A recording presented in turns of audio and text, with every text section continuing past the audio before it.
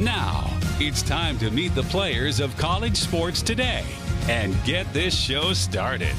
He's a Heisman Trophy winning quarterback, a first-round NFL draft choice, and a member of the College Football Hall of Fame as both a player and coach. He is the head ball coach, Steve Spurrier. He's a rare two-time SEC Player of the Year and spent over a decade in the NFL. Ladies and gentlemen, Shane Matthews. And presenting the host of the show, with over 25 years of sports broadcasting experience, Terry Norvell. Coming to you from the College Sports Today studio, it's time for College Sports Today with Spurrier, Matthews, and Norvell.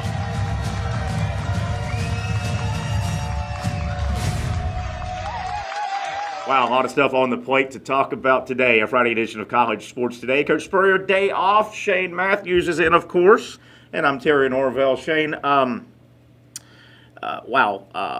SEC Media Days, we thought, and we went over some big storylines going in way back on Monday. NIL and Coach Orgeron and the LSU trouble. Most of that got knocked out of the park by midweek when a comment by Nick Saban, we'll get to that in a little bit, about his soon-to-be starting quarterback, and Oklahoma, Texas. The talk of Oklahoma, Texas. I know I was on your show this morning. Sum up just your thoughts as we get deep into that topic. Well, it's interesting. I mean, that's two major brands in college football, and the SEC is already the premier conference. Yeah. Boy, could you imagine if you add those two? And I think if you do add, I think it's going to happen. It's just when. Yeah. You have to do away with the divisions. I think you just go to 16 teams, top two, play for a championship. I like what you just said too. Unless Oklahoma and Texas are working a backroom deal and using the SEC for leverage, and it would have to be a massive backroom deal. Of course, this is going to happen. Right? It doesn't get this far. Word came out this morning, and by the way, if you got any comments, we'd love to hear from you. Facebook Live comment section is the easiest way. Word came out this morning, or at least I read it this morning, that this has been the Oklahoma, Texas, SEC little talk started 6 months ago, which tells me this didn't leak Wednesday happenstance.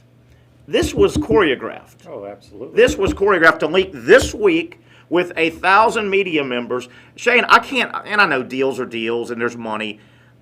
I got to believe. How'd they keep it quiet? I don't know. Keep it quiet, but how would it not happen?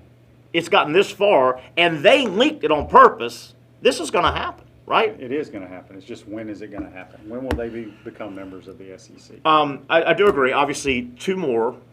We assume that would be it, and it would get the SEC up to 16. You know, we've on this show, on your show, I've been saying for 5 years the explanation or the name I've called it's the Big Bang. There's one more Big Bang I've said for 5 years, and it's coming. This is the start of it, right? One more Big Bang in terms of realignment.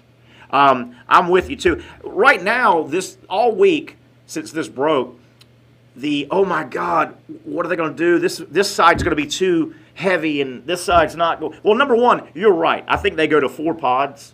Oh, you think they do 4 pods? I think they do a little 4 pod and maybe separate. But before people get all paranoid, it's way too heavy. That's all cyclical. That will work out. If you stayed east-west, and I'm just going to make a point here. If they stayed east-west and they said Oklahoma and Texas are going to find their way to the west and they'll balance it out, when fans go, oh my God, that's Murderer's Row, well, 5 years from now it's going to change. 10 years ago, Tennessee was a factor. Who cares if Tennessee's on your side now? It's cyclical. It will all work out. Would you agree with that? Possibly, but I think with Lincoln Riley, they ain't going down. Well, no, but what I'm saying is it's cyclical. 5 years ago, the East could barely win a game against the West. Mm-hmm. That's worked itself out, right? If you were to take the unbalance of Alabama, remember 5 years ago, the West was this gauntlet? Oh, yeah. Alabama's skewing it because they're in a high period right now of Alabama football, but it's not that. It hasn't been that gauntlet for 4 or 5 years. So if you stayed east-west, Auburn would move to the East. I guess is that Who else would move to the East? I don't know. I don't know. I was just making it happen. I think they probably will go to the four-team pods and figure it out. But this is going to happen, right? Mm-hmm. This is going to happen, and this is the first big salvo, right? There's going to be much more movement. Much more movement. We talked on your show, Shane, earlier today, and I stand by this. I hope the reports of Texas A&M getting their panties in a wad, I hope for Texas A&M's image, that's not true. What good's good? You can't go force a program that's not yours into coming in or going out, right? Don't they look terrible if this is true? Yeah. I mean, if you're Texas A&M, you've chased the image of Texas your whole life, right? They're always still going to be the Auburn to Alabama, the A&M to Texas. Mm-hmm. You've had 10 years, Texas A&M, where you went to the big boy conference. Have they been in the league for 10 years? 12. Wow. It's right at 10. They came in Arkansas, South Carolina in 92. Yeah, that was my senior year. A&M, Missouri, 12. Okay. 2012, right? If you're Texas A&M, you cannot act like you're trying to block Texas. We want to be in the SEC. We went there because we were the only one in Texas, blah, blah, blah. Don't you say, hey, welcome to the big boy league. We've been in it 10 years. Isn't that their pitch? Should be. Come get some of this. Yeah, yes. Yes. I wonder if you go back to the expansion when A&M and Missouri came in, does the league sit back and go, do you think we made a mistake with Missouri? Because, they were talking about the whole St. Louis market and all that. Mm-hmm. I mean, is it really that big?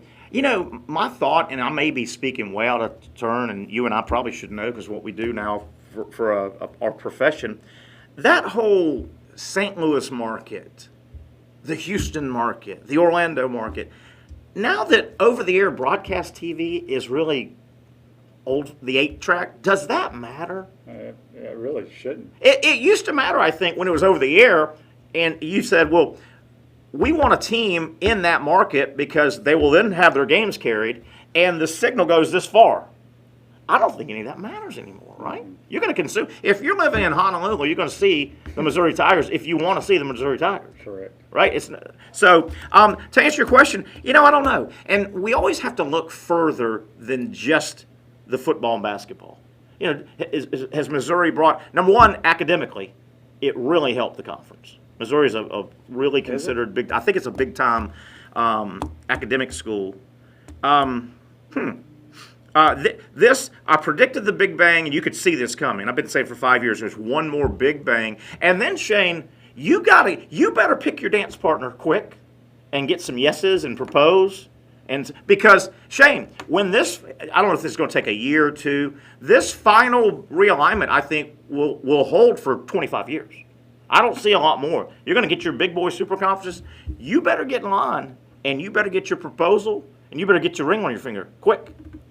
Mm-hmm. Think about it. If it does happen, I mean, you literally could have half of the 12-team playoff be from the SEC. Mm-hmm. Mm-hmm. Yeah. I think what sped it up, I thought the Big Bang, the realignment would be maybe a couple years from now. What sped it up is the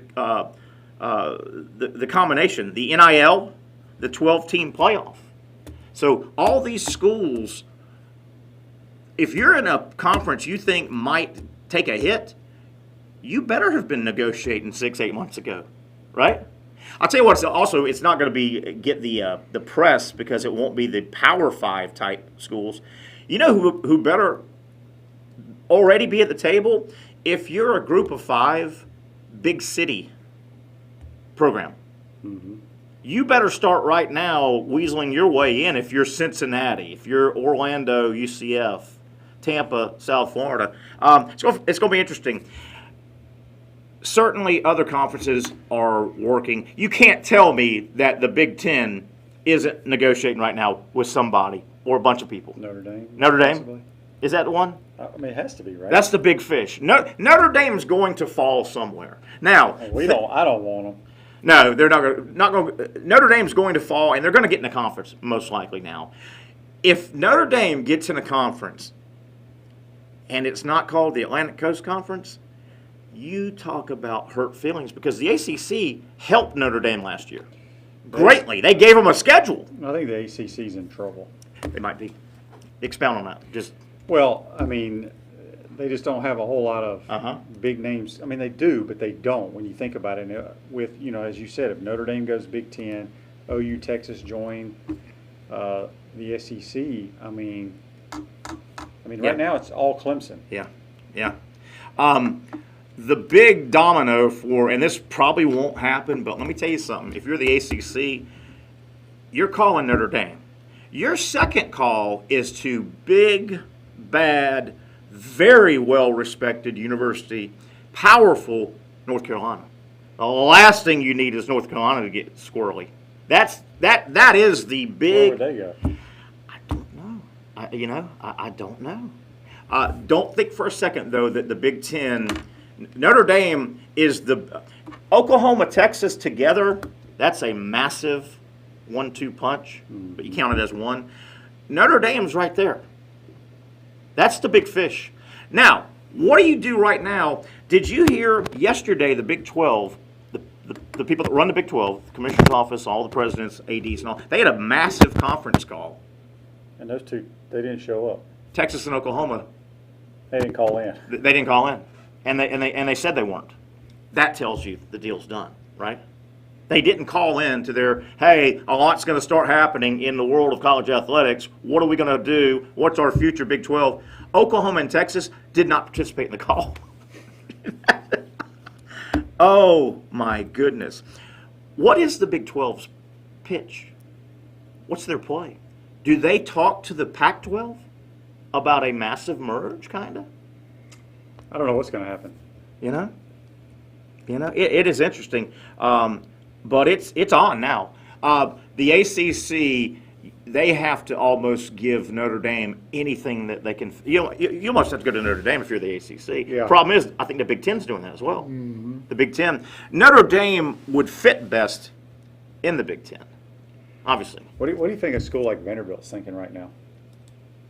It's interesting. I had a Facebook post and got a lot of action yesterday about teams and programs, and you always hear the SEC should go ahead and boot Vanderbilt. Well, number one, nobody's booting anybody without about $1 billion paid out. And I threw this out. People get so. I'll throw it out to you. In your conference, would you rather have Vanderbilt or Boise State? This is a no-brain answer, by the way. Boise. Not even close. Yeah. Not even close. Vanderbilt you would rather have. Why? Not even close. What's Boise bringing you? Well, nothing, but they got a little bit better football. They do now. They played football 100 years. How long are they going to be good? Oh, I don't know. I think they'll be. Vanderbilt brings you national titles in baseball. Well, they're relevant. True. Basketball. Boise State has played football probably 100 years. They've been relevant maybe 10. And are they going to stay? They bring nothing. I'm just saying, the fan thinks all football. Be careful when you do that. Yeah. It's a no-brainer. Nashville. Well, I agree. They bring Nashville. They bring Boise. I've been to Boise. Yeah. I've been through Boise. I've never been to Boise. But this is going to be real interesting. It's going to be real interesting. Is this what USF and UCF have been waiting for? Right? This has got to be. I mean, they've been waiting for this next big movement. They will wiggle into it because of their cities. They'll end up in the ACC. Won't they? Won't they? Mm-hmm. You would think. Throw this out. Is the SEC done with 2? Are they done with 2? Or do they go, well, 16 is great, 18, What if they try to get Clemson to come in? I don't know. Again, you got to think down the road and broad. Is Clemson that good? They're great in football. Right, but I know there's been talk. What if they tried to? What if in the past about trying to add Clemson? Miami FSU. Possibly, yeah. Miami FSU. What a hit! What if the ACC lost Miami FSU? They're 2 Florida strongholds, and they picked up UCF, USF. If ever you thought of them as a little brother league, then you would. Notre Dame. Notre Dame's the big prize, though. Notre Dame is the big prize that is out there. And no, the Oklahoma Texas stuff's done. I would be Shane. I can't. If it's not money, what would it be? And I can't believe money is any factor. The SEC and the television partners would pay just about anything. I mean, this is, if you get those two, this is for ... This is infinity. Will they change the name of the conference? I don't know. We've talked about that too, man. The last thing in the world you need to do is ever put a geographic word on a conference anymore. You know? You know? How about this? How about the Power 5 conferences, the Big 5? You've got 3 almost brand new commissioners. Right out of the gate, they're wrestling with this. The new guy, Kliakoff, the Pac-12, his first big thing is to figure out what to do with this in a floundering conference as it is. The Kevin Warren guy, second year, Big Ten, he absolutely came out of the gate with a disaster last year, right, with the schedule. And then Jim Phillips. Swafford's gone from the ACC, Jim Phillips. So you got 3 basically greenhorn commissioners, and they're wrestling with this is the biggest story in college sports probably ever now, right? This big realignment that's going to happen. Wouldn't you? I mean, think about it. Right out of the gate. They can't screw up. They cannot screw up. Bowlesby is still at the Big 12. Bob Bowlesby's been around, and obviously Greg Sankey. Greg Sankey. This is going to be really, really interesting. Also, I'm assuming when Texas and Oklahoma come in, and they will, does that kill, like Florida has a schedule with Texas, right?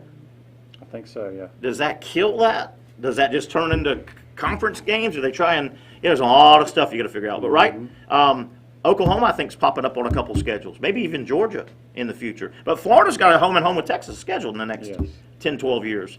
Do you just turn that into a conference game?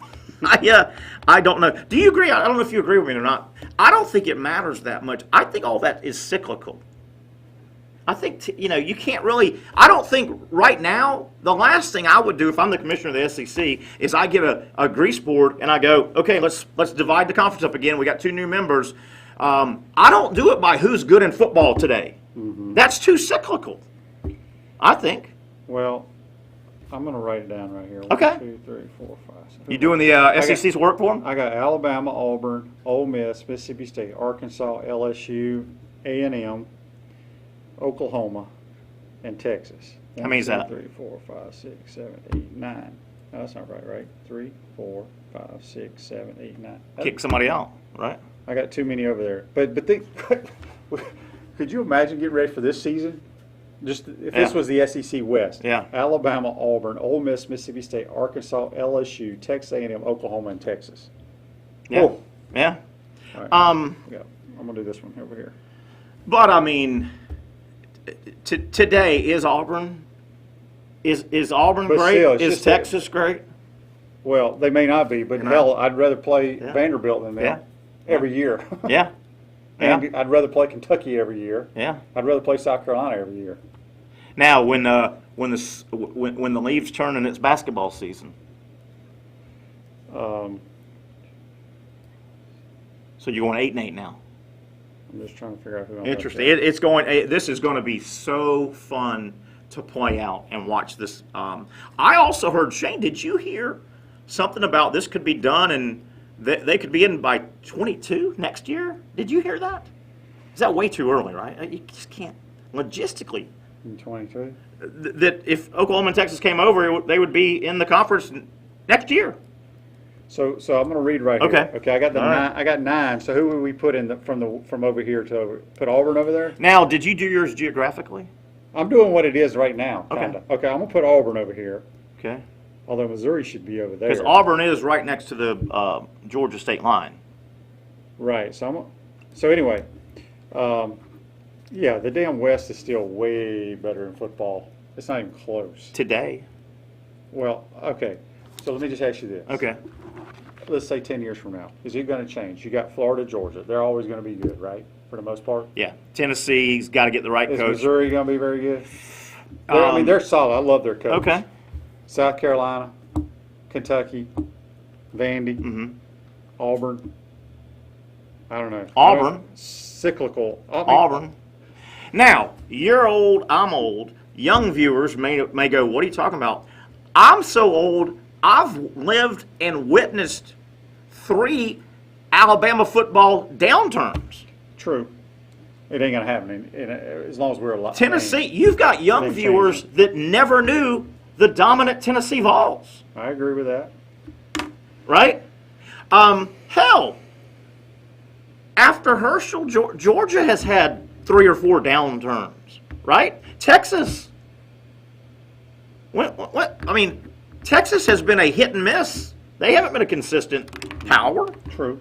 Right? I have lived and witnessed Oklahoma had Gary Gibbs and John Blake. They were miserable. Way back, but now with facilities and the way these schools recruit, you can't compare them to the South Carolinas, the Kentucky. I'll tell you another thing too. Obviously, we've always said, and it's true, head coach in college is much more important for the program than head coach in the NFL for the franchise, because the college guy runs everything, right?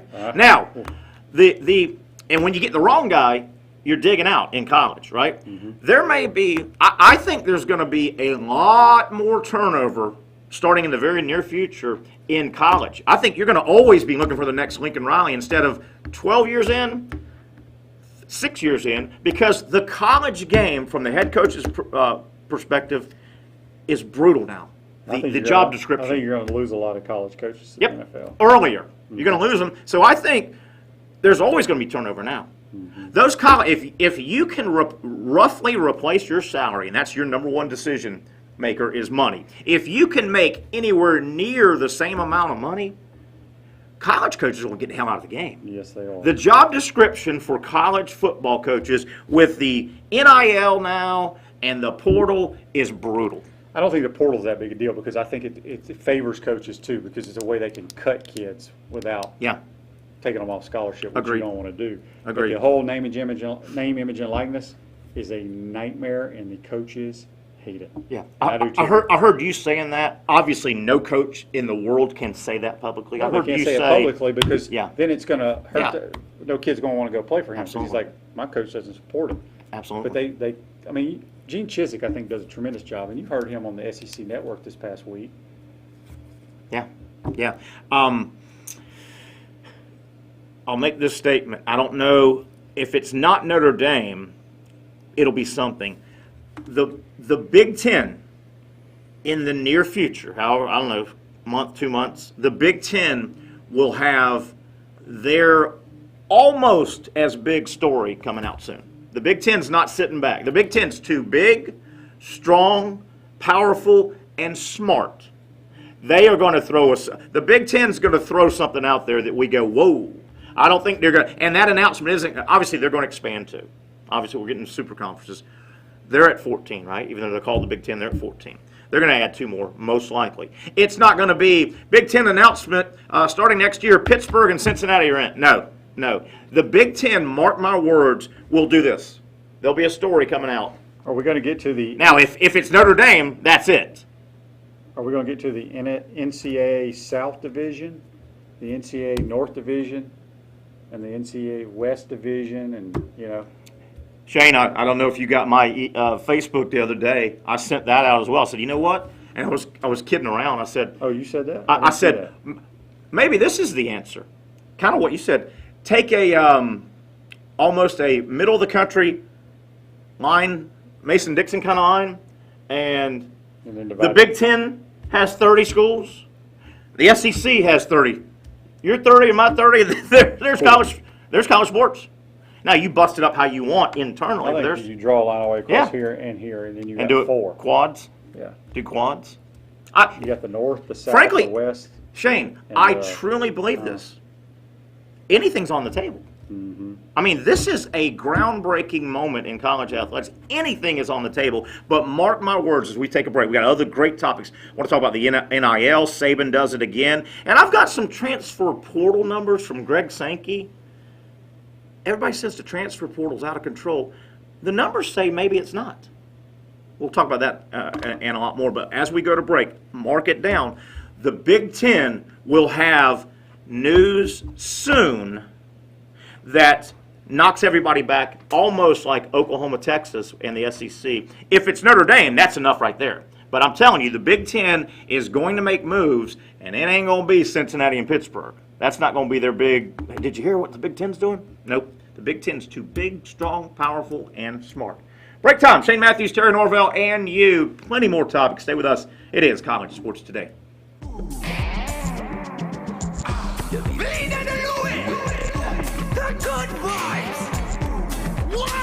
All the good vibes we had, we'll have again. All the good vibes we had, we'll have again. All the good vibes we've had, we'll have again. All the good vibes we've had, we'll have again. Taste the islands and every drop of Vida de Luis tequila. 100% blue agave from Tequila, Mexico. Good vibes. All the good vibes we've had, we'll have again. All the good vibes we've had, we'll have again.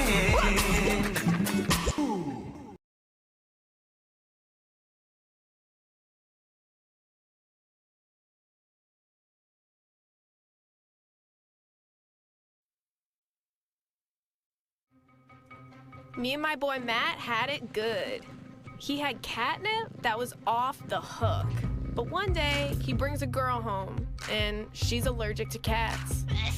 Every sneeze was a nail in my coffin. Now I'm in a shelter. It's decent, but they don't even have Wi-Fi.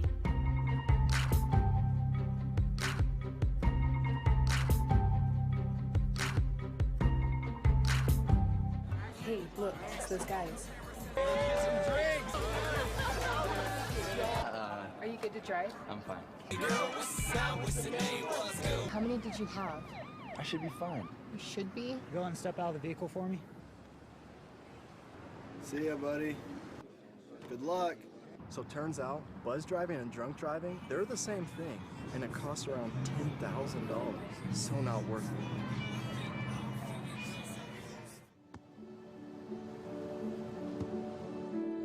I don't remember how it started.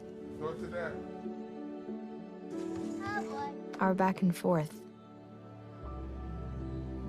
It always came back. Dad! You probably don't remember what you told me, That was perfect. but I heard every word.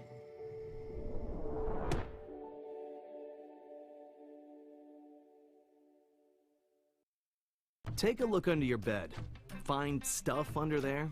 What about jobs? No? Now try your closet. Still no jobs? Just more stuff?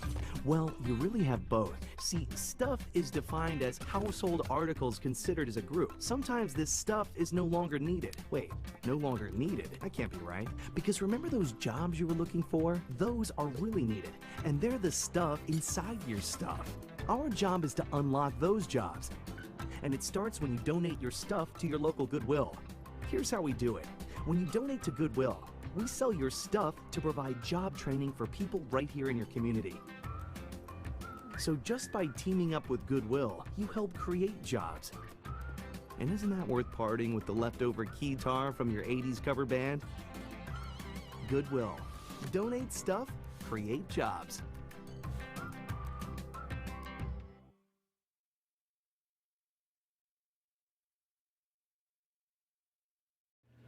Oh, some of the best stuff happens during the break, doesn't it? Shane Matthews, Terry Norvell on Friday. Coach Spurrier off. He'll be back next week. A lot of topics. Obviously, topic number one, Oklahoma, Texas, the SEC. I had a question from Shelvin. Says, what do you think happens to the SEC title game? How do you decide two teams if they do the 4 pods and eliminate divisions? Things got to get worked out. Like the Big 12 right now, they don't have divisions. It's the top two teams with the best record play. Yeah. I think that's the way they have to go. That might be the way. Because then, from a scheduling standpoint, what everybody is wanting, and Coach Mullen brought it up the other day, is where Alabama doesn't come to the swamp every 10 years. Yeah. And so if you don't have the divisions, I don't know how you do the scheduling, but at least fans can go see other places. But yeah, you make a good point. It's been done in modern college football. Best two teams go to the conference championship, not necessarily win your side, win the other side. Real quick, I want to throw this out to our podcast people that are listening on all the 15 leading podcast platforms. Remember, we love you. Following the show any way you consume it. If you get around to it, understand that you can follow our show on Facebook and watch the show. Just follow College Sports Today on Facebook, and same with YouTube. We're on a bunch of Facebook pages, including 1010XL, the big station out of Jacksonville. Oklahoma, Texas, the big talk. Some other things I want to get into. Nick Saban, brilliant. I mean, what he did Wednesday, I think it was, he didn't just happen to get asked a question about Bryce Young and his NIL deal that, what are they talking about, 7 figures? They say he's close to $1 million. Close to $1 million. I just think it's ridiculous. And Lane Kiffin, did you see Lane's response to that? Yeah.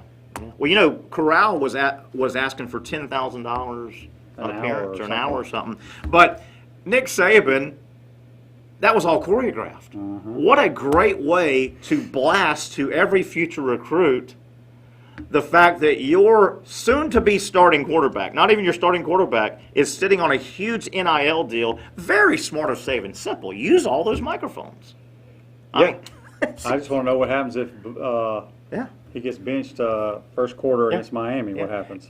And Saban's benched some quarterbacks in the first big game.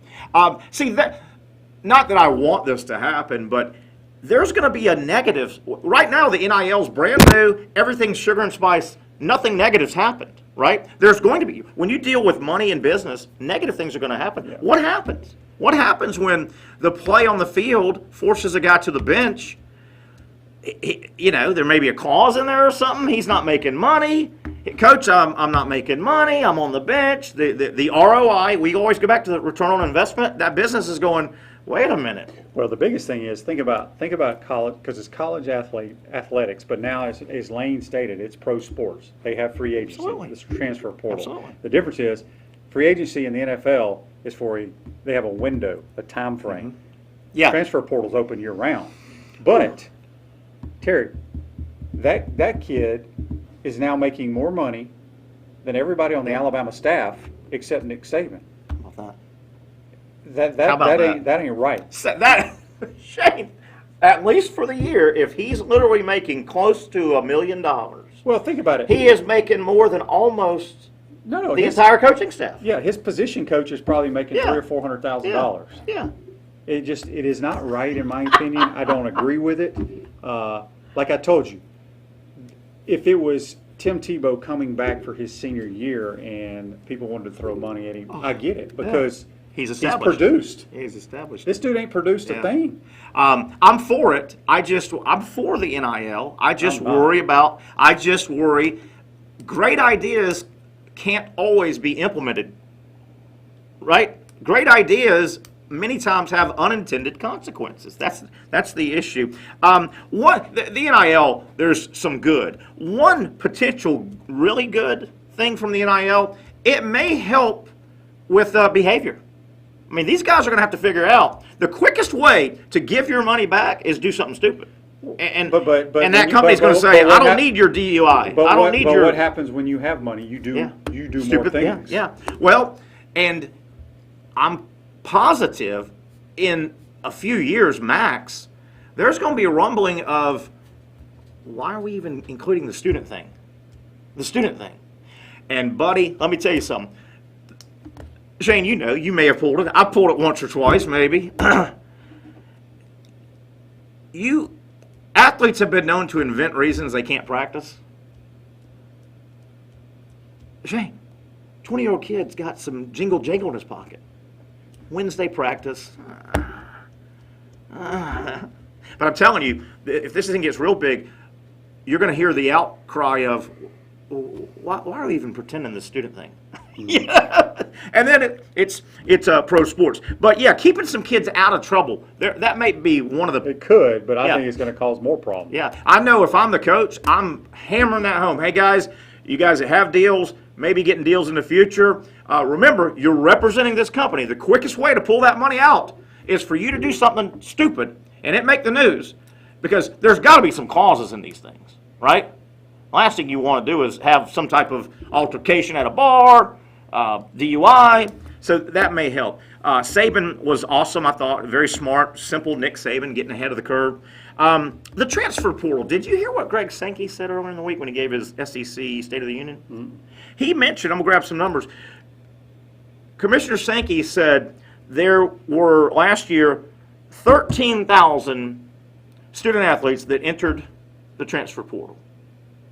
He said it ended with 11,000. So 2,000 found homes, 13 are out there. That's a lot. Well, is it? That's a lot of dudes sitting Hold still on. without a scholarship. But I ran the numbers. NCAA athletics, there are roughly 500,000 student athletes. There's 500,000 student athletes in college athletics, and this portal is everybody. We talk about the Division I. The portal's open. But what I'm saying is a lot of those that he's referring to went down a level. Maybe. But I'm saying there's not enough data to say is the portal being used a lot or a little. 500,000 student athletes. That's the total number. If 13,000 entered in the portal, that's 2.6%. If I said this thing called the portal is going to pop up and 2.6% are going to throw their name in it, you'd probably go, I'm fine with that. That's only 2.6% are in the portal. I'm not worried about. And this was a pandemic year. You got to believe it might be. There may be more. My point. What I'm trying to say is, I don't care how many. I don't care if half your team goes in the portal. Mm-hmm. My point is, those kids that go in the portal that don't go somewhere just gave up a scholarship. And that's going to work itself out, I think. When enough kids, and I hate to say it, but anything new, the first 2 or 3 years, you're kind of the guinea pig. I think that's going to work itself out. When little Johnny goes back home, and he's talking to his buddy Steve, and they went, he says, what are you doing now? Man, I'm looking for school. I gave back my scholarship, got in the portal, and didn't find a home. I think it's going to work itself out. But I'm still saying that's 2.6% of the student athletes entered into the portal. That's a minuscule percentage. Yeah, but we think because we have nothing to base 13,000. Oh my God, the portal's so bad. Is it? The numbers say it's not. But there's going to be thousands that never get another home. Maybe. Is the bad part of the portal. I don't have a problem with the portal. I just know that when you give up that scholarship, there's no guarantee that somebody else is giving you a scholarship. And again, I think a couple of years into this thing, there's going to be enough stories, it's going to make people think 3 times before they go in. But you know how kids are. They're like, I can play there. Everybody thinks they can play. Absolutely. Yeah. So whether little Jimmy and little Johnny are sitting at home and gave up their scholarship, little Tommy thinks he can play somewhere else. Yeah, well, you know what?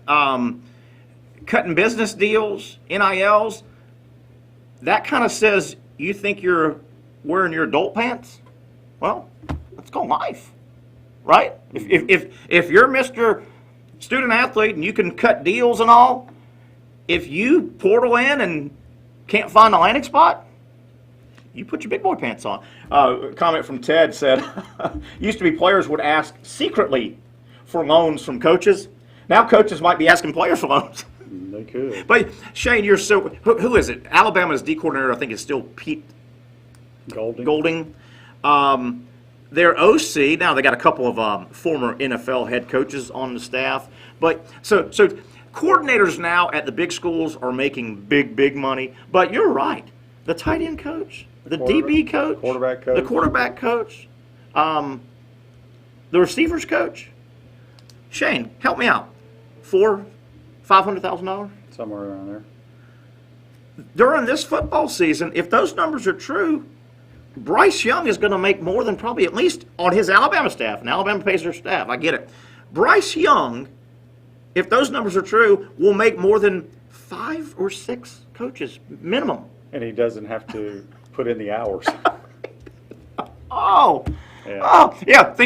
about that. Not only does he not have to put in the hours, he can't be exploited. There's that 20-hour-a-week thing. Mm-hmm. Hey, whatever his number comes to, run the math on that. What's he making an hour? Right? Yeah. Yeah. He's got he can't work more than 20 hours on football. I don't know. Oh my goodness! I just thought that portal number was interesting, 2.6, and I think the portal number wouldn't be quite 13,000 if it wasn't a pandemic. I think the pandemic has made it bigger. Shane, the SEC Media Days wrapped up yesterday, 4 days. As I understand it, today, and they may have, let me check, as of this morning earlier, the media does their predicted order of finish, things like that. Obviously, Georgia's going to be picked in the East. Alabama's going to be picked in the West. Majority. I would say majority would still pick Alabama to win it. Some Georgia. If, and I don't know if they do, if they did a preseason player of the year, preseason, offense and defense, I want you to think about it a little bit. I'll throw mine out there. Going into the year, offensive player of the year, my guy would be Corral. Yeah, I think he has the potential to put up monster numbers. I agree 100% with that. But I think my best player in the league is Anais Smith. Great player. Great player. Defensively, a little tougher. They don't get as much. Stingley, maybe at LSU. I mean, his name. I mean, I wouldn't even be able to tell you. I don't know enough about the defensive players. Matt Corral would be the odds-on. I mean, I think Matt Corral, if he stays healthy, I mean, he's top 5 Heisman kind of guy. I think he'll put up gaudy numbers, right? They're going to play better defense. I think that they will play. I think he'll get more opportunities. Teams aren't going to be. I don't think there's going to be as many 900 play drives against Ole Miss. I mean, you could just walk down the field. Right. He'll put up gaudy numbers, right? Real gaudy numbers. Now, you on your show today, let some of your picks out. You and I've got the same. I love Texas A&M. I've got Texas A&M playing in the national championship game. I've got Oklahoma and Texas A&M. I think Alabama takes a bit of a step back. You must as well. I mean, I think you like Texas A&M in the West. Well, the reason I like A&M is they get 8 starters back from the top defense in the league. Mm-hmm. They have Anais Smith and Isaiah Spiller and that tight end, who's the best tight end. Weinemeyer. Yeah.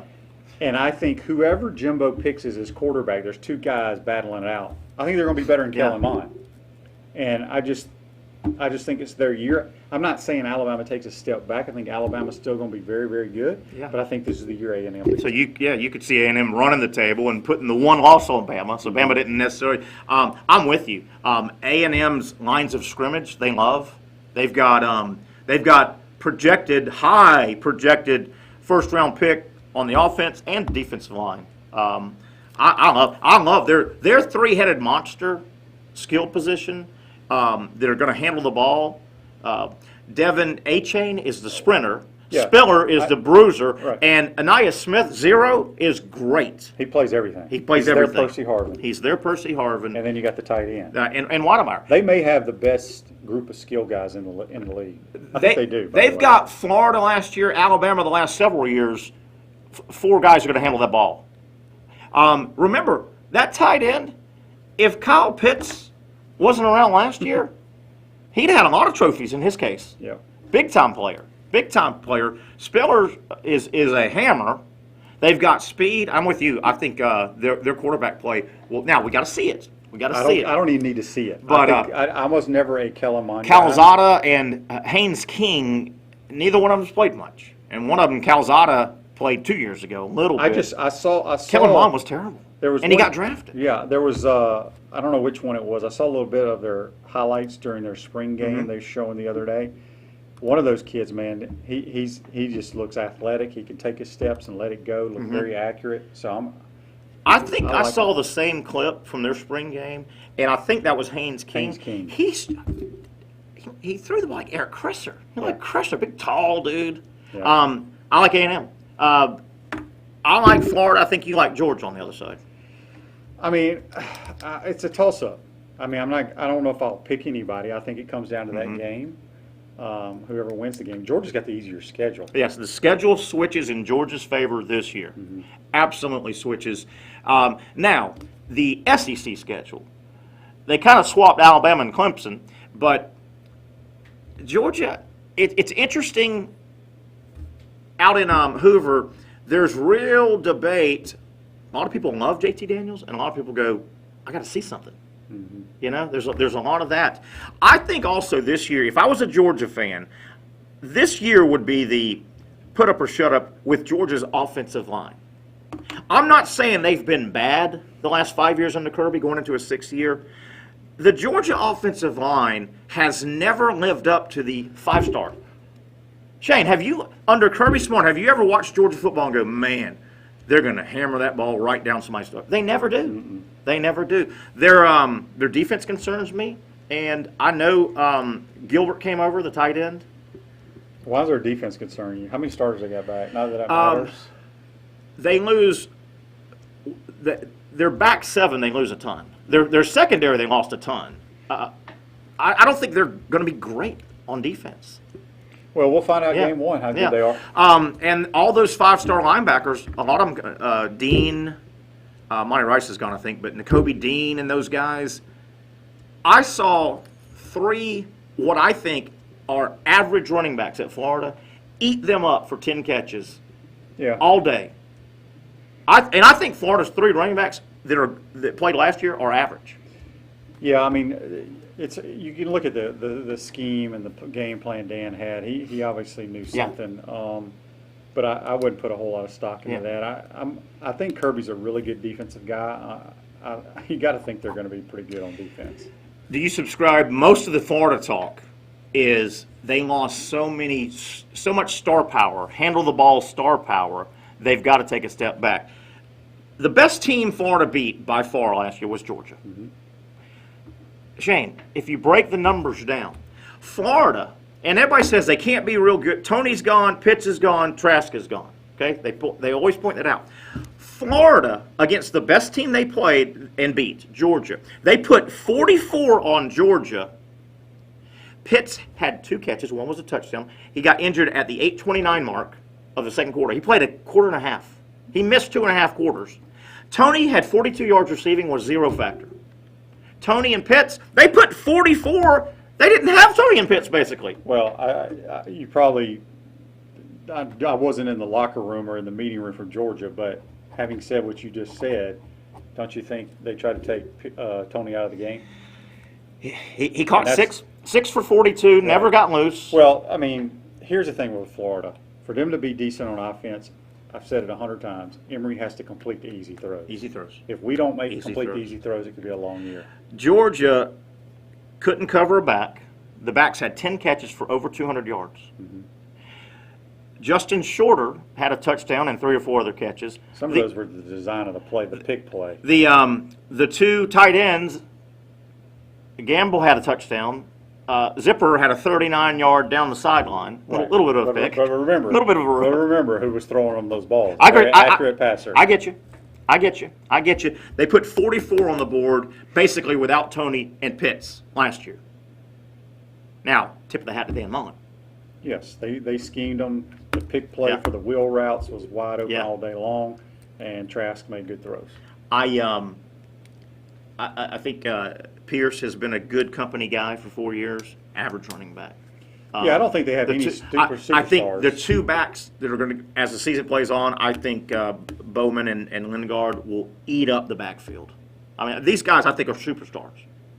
The 2 5-star backs. Well, we hope because they have a 5-star next to their name. Yeah. We've yet to see them. I like Florida and I like Texas A&M. In Atlanta, I like A&M winning the game. I've got A&M. My Final 4. You and Coach are scared, I guess. I'm not scared. Scarred. Oklahoma, Texas A&M, Clemson, and USC. I think the Pac-12 rears its head between Oregon and USC. That's my Final 4. I mean, I'll have to think about it. I hadn't really thought about mine, but I am picking A&M to win the SEC now, so obviously they will be one of them. I love Oklahoma. I just think the world of Lincoln Riley. Same here. And then you got to assume Ohio State. I mean, I know nothing about Ohio State or the Big Ten, but they're probably going to win every game. And then that 4th one, I'll let you know here. It's interesting before the season. It's interesting. The big 3 of the last 5 years: Alabama, Clemson, and Ohio State. And Oklahoma doesn't win when they get out there. At least Ohio State's won. The big 3. It's interesting. None of them bring back a quarterback. Yeah. But Clemson's guys played a lot. Yeah, played a decent amount. Yeah. A decent amount. True. It's just there is no Fields coming back at Ohio State. There is no Tua, ish coming back at Alabama. There is no Lawrence coming back. Well, USC has their quarterback coming back. Slovis. I like him. Slovis, yeah. I think USC and Oregon, I know the conference gets beat up, but they have quietly recruited their ass off. They've recruited their tail off. That'll wrap it up. We'll get out of here. Remember, Coach was off today. Next week, come back, and Coach Spurrier will be with us here on College Sports Today. Thanks to all the people on podcast. Remember, if you're podcasting it, you can also follow it on Facebook Live, the 1010XL Facebook Live, College Sports Today's Facebook Live, and YouTube. That'll wrap it up for Evan Miller producing, of course, as always, and Shane Matthews. I'm Terry Norvell. We'll do it again Monday, College Sports Today.